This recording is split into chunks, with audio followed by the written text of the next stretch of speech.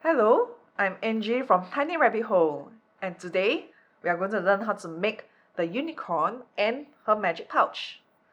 We'll be using two different hooks to make the two different projects.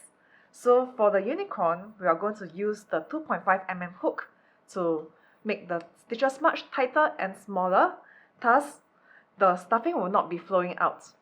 This will make it safer for babies and kids to play with.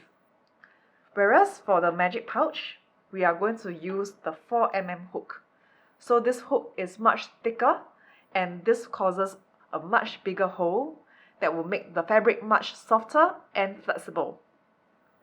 So that when you want to do the drawstring for the pouch, you can pull it easily without any effort, and it keeps its shape nicely.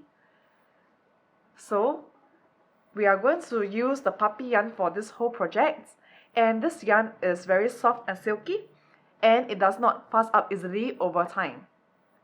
So in the next few videos, we'll be showing you how to construct these two projects and how to read your stitches and how to troubleshoot them if you meet any problems.